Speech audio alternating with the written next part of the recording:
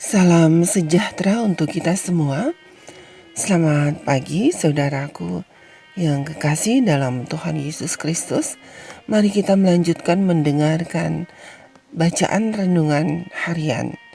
Judul renungan harian tanggal 11 Juli, Misi ke California yang jauh.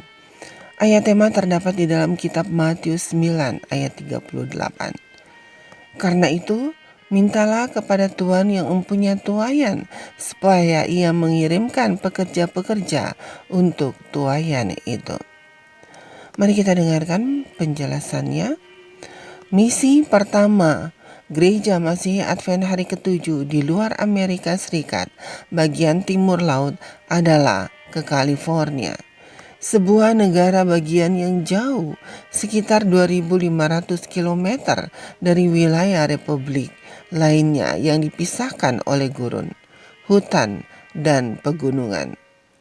Hutan belantara yang memisahkan dua bagian negara Amerika ini membuatnya tidak hanya jauh dari jangkauan, tetapi juga sulit dan terkadang berbahaya untuk dilalui.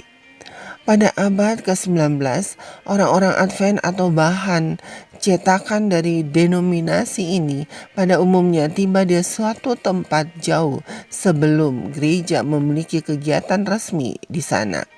Begitulah situasi di California.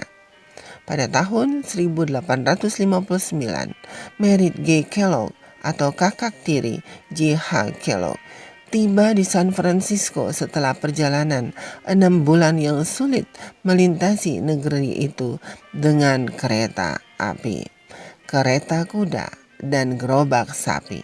Ia mungkin adalah orang Advent pertama di negara bagian itu. 2 tahun kemudian, Kellogg atau seorang awam berkhotbah dalam serangkaian pertemuan di San Francisco dan membaptis 14 orang.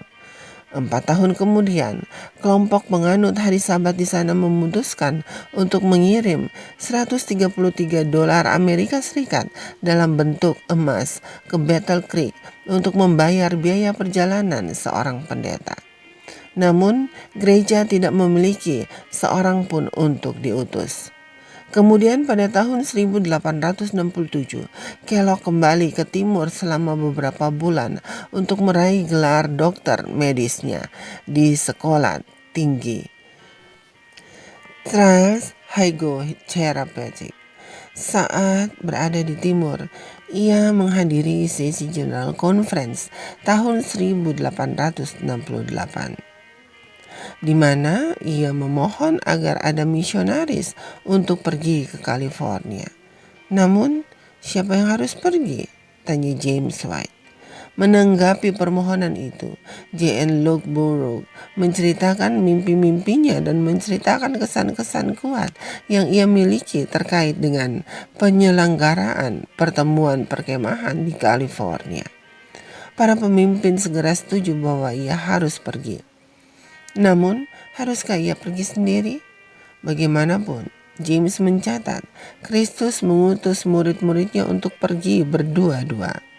Pada saat itu, D.T. Bourdieu bangkit dan menyatakan bahwa ia merasa yakin bahwa sudah waktunya baginya untuk pindah dan bahwa ia dan istrinya telah datang ke sesi tersebut dengan membawa semua yang mereka miliki. Mereka siap untuk pergi kemanapun yang diarahkan gereja. Demikianlah kedua pendeta Advent itu tiba di San Francisco pada bulan Juli 1868.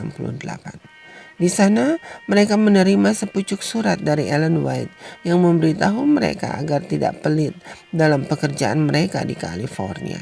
Ia menulis, Anda tidak dapat bekerja di California seperti yang Anda lakukan di New England. Penghematan yang ketat seperti itu akan dianggap pelit oleh orang California. Itu nasihat yang baik. Namun, di mana mereka harus mendirikan tenda penginjilan mereka? Biaya sewa tanah di San Francisco ternyata lebih mahal dari yang dapat mereka bayangkan.